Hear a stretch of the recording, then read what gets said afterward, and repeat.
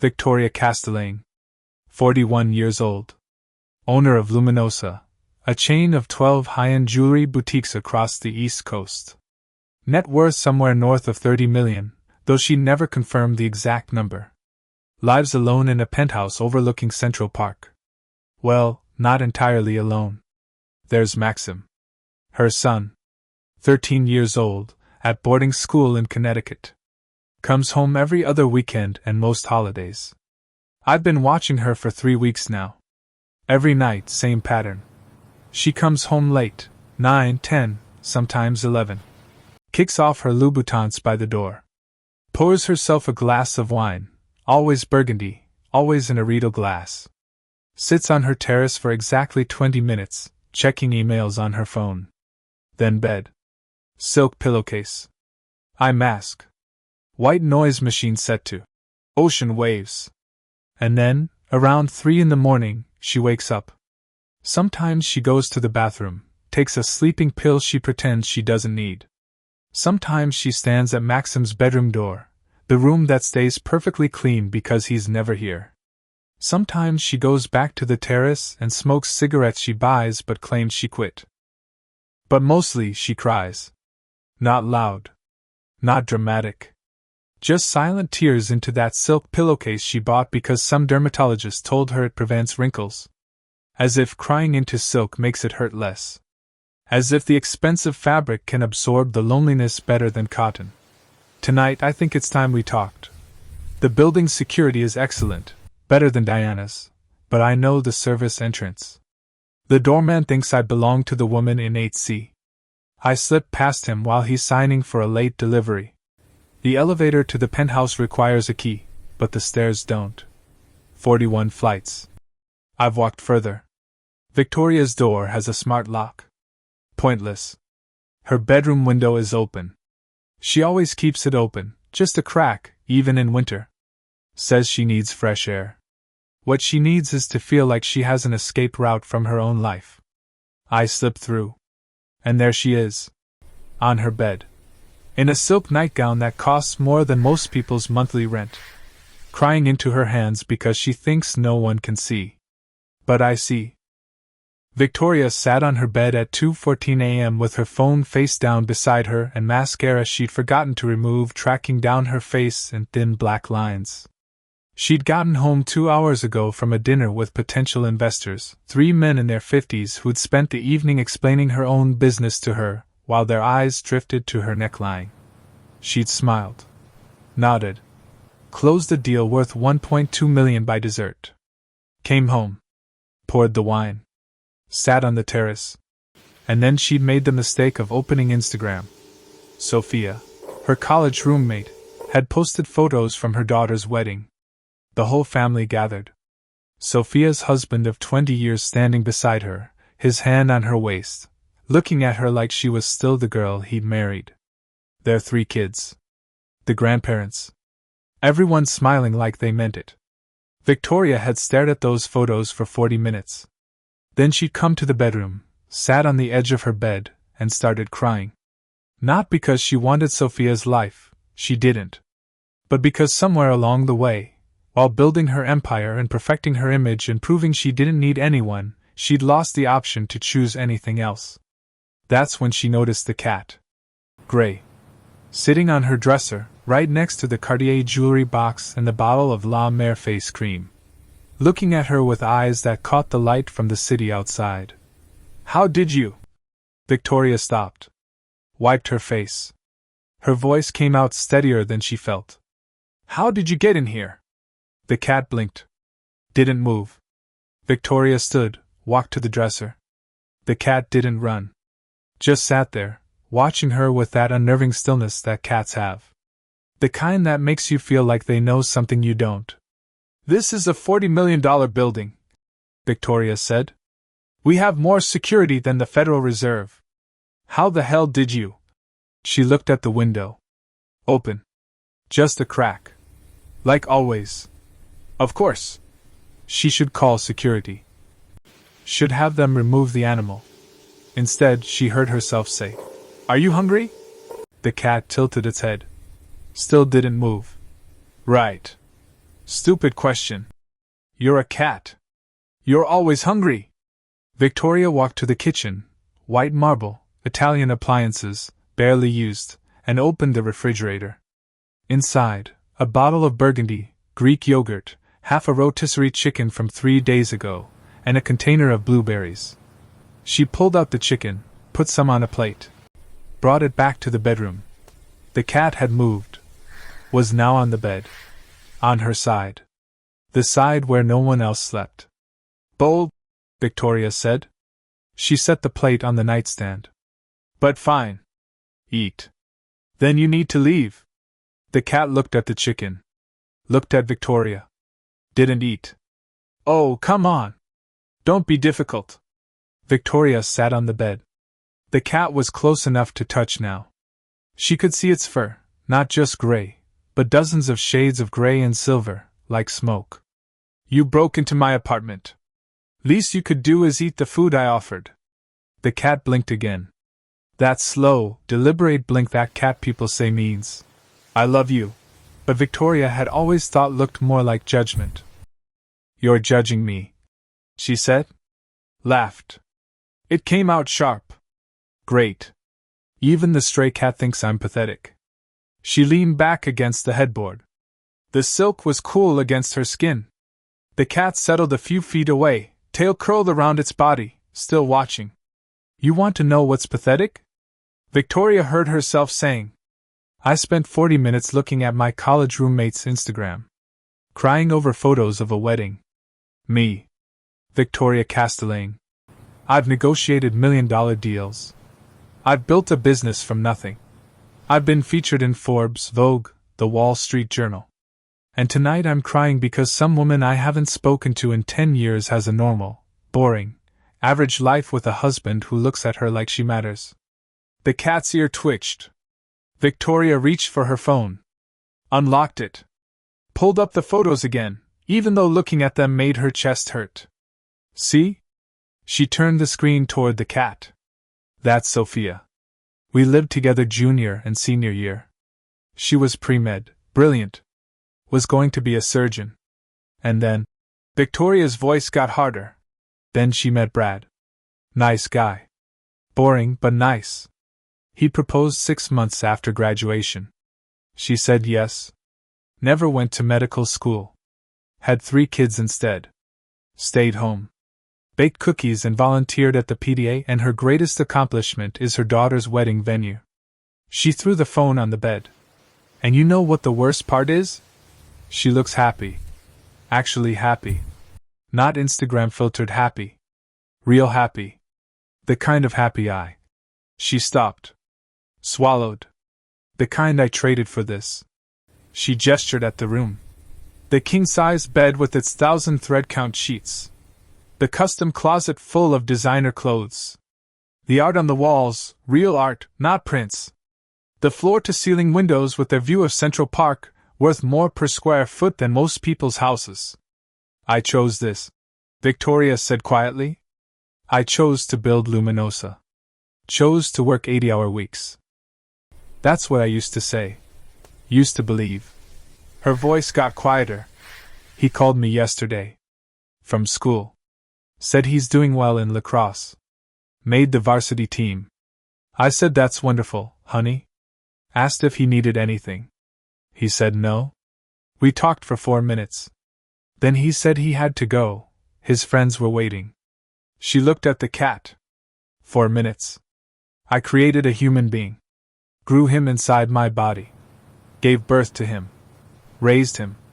And we talk for 4 minutes once a week, and it feels like an obligation on both sides. The tears came back. She didn't wipe them away this time. He comes home every other weekend. Stays in his room mostly. On his laptop or his phone. We have dinner Saturday night. I make reservations somewhere nice, or try to cook, which I'm terrible at. He's polite. Answers my questions. Tells me about school. But it's like... She struggled for the words. It's like he's talking to a stranger. Someone he has to be nice to but doesn't really know. The cat shifted, pressed closer. Last month, I asked him what he wanted for his birthday. He said he didn't know? I pushed. I said, come on, there must be something. And he said, Victoria's voice cracked. He said, I don't know, Mom. What do you think I should want? She wiped her face with the back of her hand. The mascara smeared worse. He doesn't know me well enough to know what I'd pick for him. And I don't know him well enough to know what he actually wants. We're strangers who share DNA and a last name. The cat meowed. Soft. Almost questioning. You're right. Victoria said, like the cat had spoken. It's my fault. I know it's my fault. I chose work. Chose the business. Chose to send him to boarding school because it was the best opportunity when really it was the most convenient. When really I couldn't figure out how to be both things, the CEO and the mom, so I just chose one. She lay down on the bed. The cat moved with her, settling in the curve of her body. Chose to be the woman who didn't need a man. Who didn't need anyone. And now I'm sitting here at 2 in the morning talking to a cat because there's no one else. The cat stood. Stretched. Walked across the bed, slowly, deliberately, until it was right beside Victoria. Then it sat. Close enough that its warmth pressed against her thigh. Victoria's hand moved before she thought about it. Touched the cat's head. The fur was softer than it looked. I had a son, she said. Have. Present tense. I have a son. Maxim. He's 13. He's at Choate right now. Boarding school. Best education money can buy. The cat leaned into her hand. I got pregnant at 28. Wasn't planned. I was dating this guy, Alessandro. Italian. Older. Owned a gallery in Soho. Very sophisticated, very cultured. I thought I loved him. Thought he loved me. When I told him I was pregnant, he said. She paused, the memory still sharp after 13 years. He said, well, that's unfortunate. I'll pay for the procedure, of course. Her hand stilled on the cat's head. He assumed I'd get rid of it. Didn't even ask. Just assumed. Like it was a problem to be solved, not a... She stopped. Started again. I broke up with him that day. Kept the baby. Everyone said I was crazy. My mother said I was ruining my life. My business partner said I was being irresponsible. That I couldn't run a company and be a single mother. Victoria smiled. It didn't reach her eyes. So I proved them all wrong. Had Maxim. Hired a nanny. Kept working. Luminosa opened its 5th location the month he turned 2. By the time he was 5, we had 9 stores. Now we have 12. Revenue last year was 48 million. The cat purred. Victoria kept petting it. I told myself I was doing it for him. Building something he could inherit. Creating a legacy. Showing him that women don't need men to succeed. That we can have it all, career, child, independence. The best man in your life is the one you raise yourself. Victoria wrapped her arm around it. I thought I was being strong, she whispered. Thought I was showing him that women don't need to sacrifice everything for motherhood. That we can have ambitions beyond our children. But all I showed him was that work mattered more than he did. The room was very quiet. Just the hum of the city outside. The white noise machine she hadn't turned on yet. And men, Victoria said after a long moment. God. Men. The cat's ear flicked. There have been a lot of men. I won't pretend otherwise. After Alessandro, I swore I'd never let myself need anyone again. Never let anyone have that power over me. So I dated. Casually. Kept them at arm's length. Never more than 3 months. Never let them meet Maxim. Never let them think it was serious. She stared at the ceiling. At the recessed lighting she'd had custom installed. There was James. Investment banker. We dated for 6 weeks.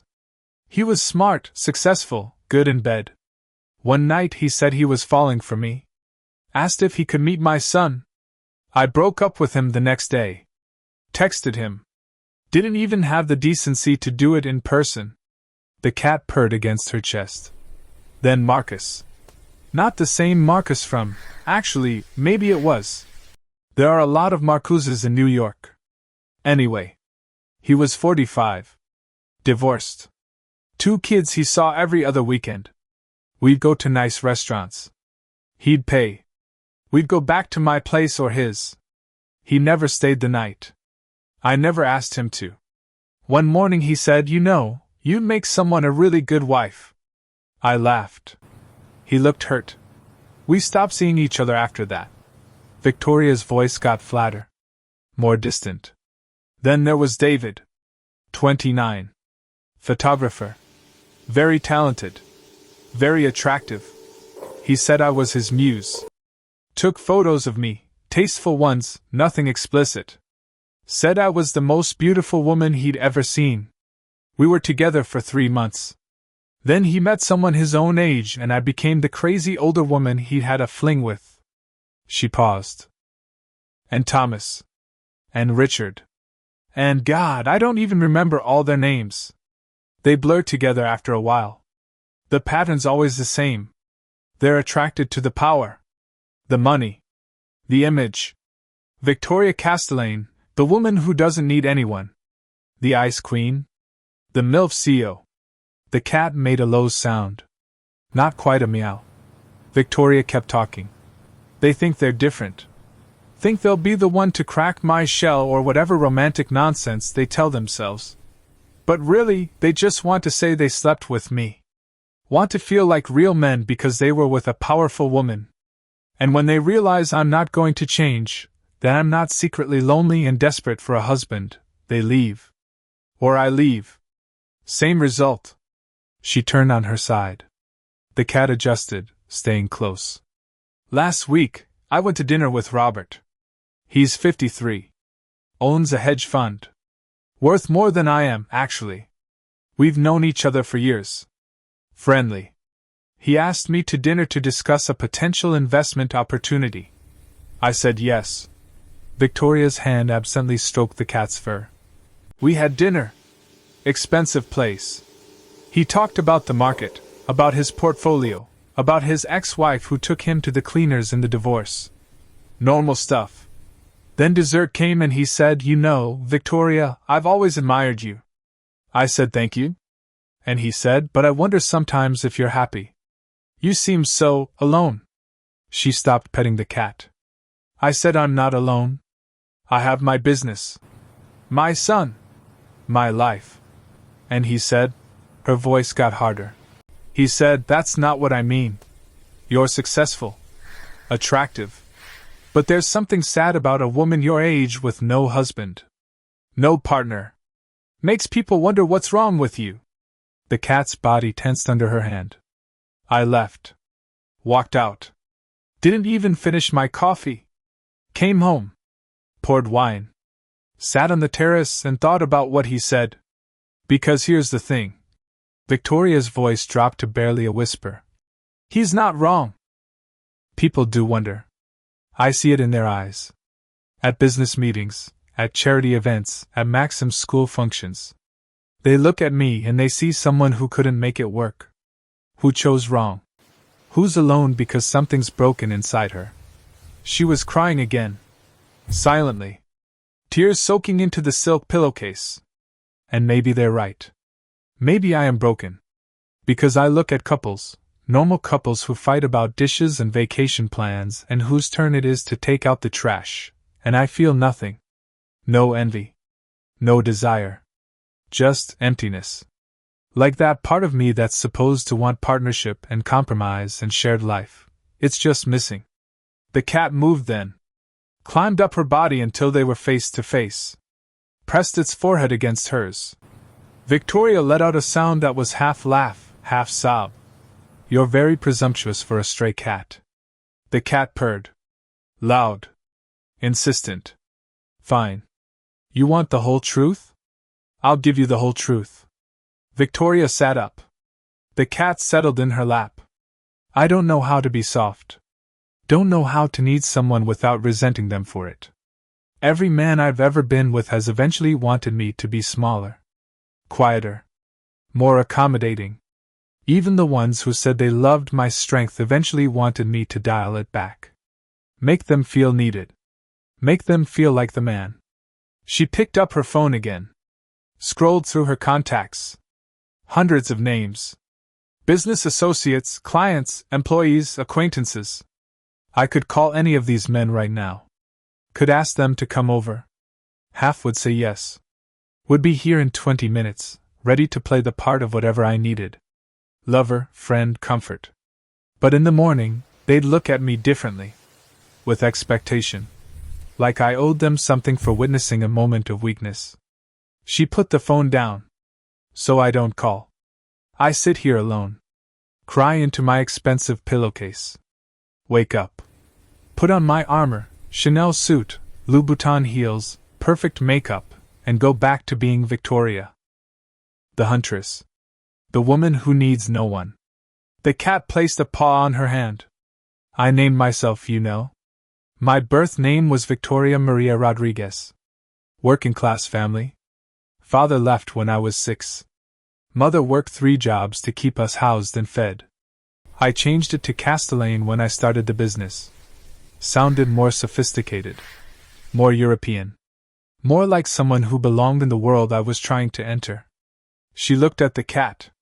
Everything about me is constructed. The name. The image. The confidence. The independence. I built Victoria Castellane from nothing. Created her piece by piece. And she's so successful, so perfect, so untouchable that the girl underneath, the one who just wanted to be loved without having to prove she deserved it, she disappeared completely. The cat meowed again. Louder this time. What? Victoria asked. You think I'm lying to myself? The cat stared at her. Unblinking. Okay. Fine. You're right. I'm lying. I am lonely. Desperately, pathetically lonely.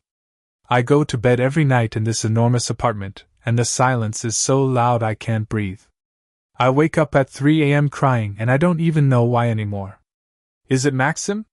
Is it the men? Is it just the crushing weight of being alone? She pulled her knees to her chest. The cat climbed onto them, into the small space she'd created. I thought I wanted independence. Thought I was choosing freedom. But there's a difference between being independent and being isolated. Between not needing anyone and pushing everyone away. And I don't know anymore which one I am. The city lights filtered through the windows. Thousands of lit windows and buildings across the park. Thousands of people in their own lives, their own struggles. Last month, Maxim asked if he could stay at school for Thanksgiving. Said his friend's family invited him to Vermont. I said of course, if he wanted to. He said thanks, Mom. And then we hung up. And I sat in this apartment, this 12,000 square foot penthouse, and realized I'd spend Thanksgiving alone. Her voice broke. And the worst part? Part of me was relieved. Because if he's not here, I don't have to pretend. Don't have to perform being the good mother who has it all together. Don't have to see the distance in his eyes and know I put it there. The cat shifted. Looked up at her with those yellow gold eyes. He'll be fine, Victoria said quickly. He's a good kid. Smart. Kind. He'll go to a good college. Have a good career. Maybe he'll even be happy. Maybe not having me around so much was actually better for him. Maybe. The cat put its paw on her mouth. Actually pressed its paw against her lips, gentle but firm. Victoria stopped talking. They sat like that for a long moment. The cat's paw on her mouth.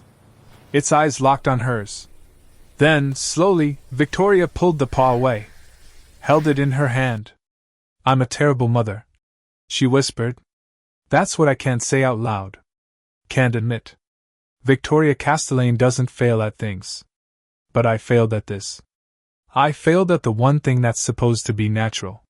Supposed to be instinctive. I had a child and I didn't know how to love him right.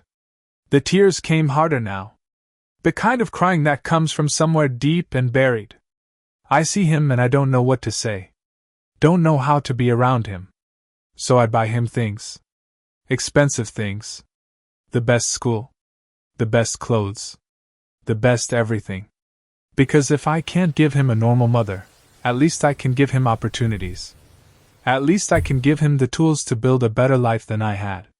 The cat climbed up her chest, pressed its body against her neck, purring so loud Victoria could feel the vibration in her bones. But he doesn't need tools, she said into the cat's fur. He needs a mom. A real one. One who's there. Who knows his favorite color and his favorite food and what he dreams about. And I don't know any of that. I don't know my own son. She held the cat like it was the only solid thing in her world. And the men, God, the men. You know what the real pattern is? They all see the same thing. Not a partner. Not an equal. They see a mother. A fantasy. The powerful woman they can conquer. Or the older woman who'll take care of them. Or the ice queen they can melt. I'm never just Victoria. I'm always a role. Always a performance. The cat pulled back. Looked at her. And maybe that's fair, Victoria said. Because I perform. I perform success. I perform independence. I perform not needing anyone. And after doing it for so long, I don't know what's real anymore. Don't know if there's anything underneath the performance. She wiped her face. Her hands came away black with mascara. I look at myself in the mirror sometimes and I don't recognize the person looking back. She's beautiful, I've made sure of that.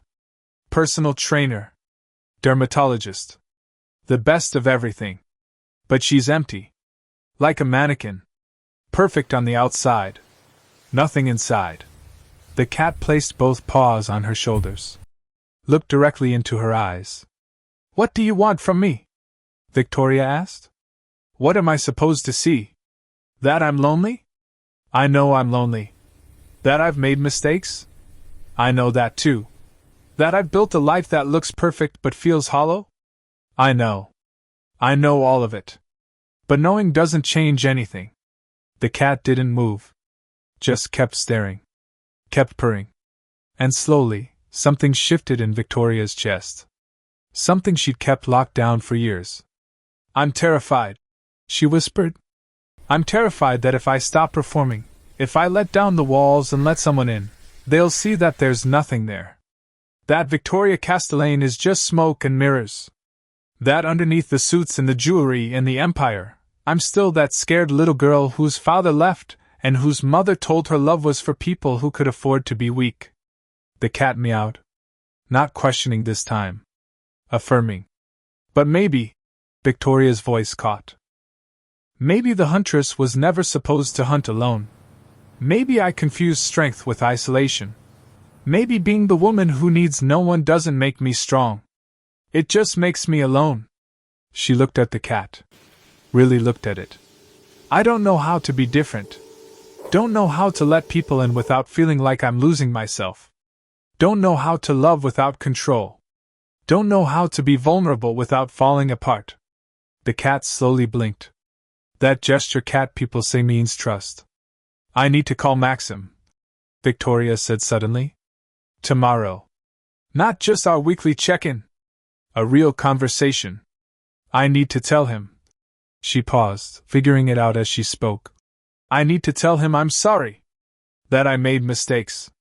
That I let work become more important than being his mother. That I was scared and didn't know how to do both. That sending him away seemed like the best option, but maybe it was just the easiest one. The cat purred louder. And I need to stop dating men I don't respect. Stop performing for men who only see the performance.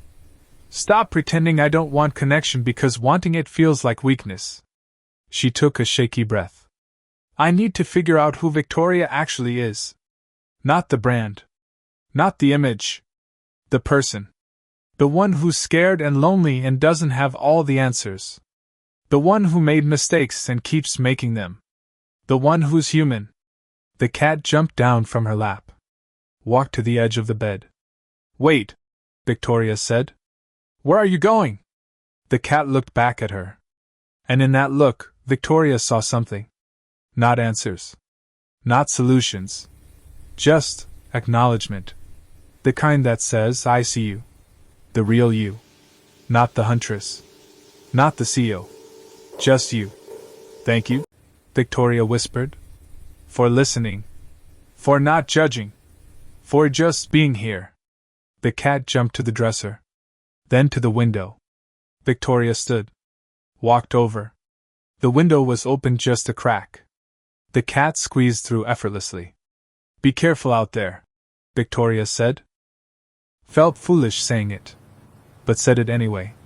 The cat paused on the other side of the glass. Looked at her one more time. Then it was gone. Disappeared into the New York night. Victoria will call Maxim tomorrow. Not at the scheduled time. She'll call in the middle of the day, interrupt his lunch, and for once won't apologize for the inconvenience. She'll tell him she misses him. Really misses him. Not just the idea of him, but him. And it'll be awkward. He won't know what to say. But it'll be a start. She won't stop working. Won't sell the business or scale back. That's not the answer. But she'll start delegating. Start leaving the office before 9. Start making space for a life beyond Luminosa. She'll stop dating for a while. 6 months. Maybe a year. We'll learn to be alone without being lonely. We'll learn that needing someone doesn't make you weak. It makes you human. And maybe, eventually, she'll meet someone. Not someone she's trying to impress. Not someone who sees her as a conquest. Just someone who sees her. Who she doesn't have to perform for. Who understands that strength and vulnerability aren't opposites. But that's months away. Maybe years. Tonight she just needed to say it out loud. To admit the truth she's been running from, that being the huntress doesn't mean hunting alone.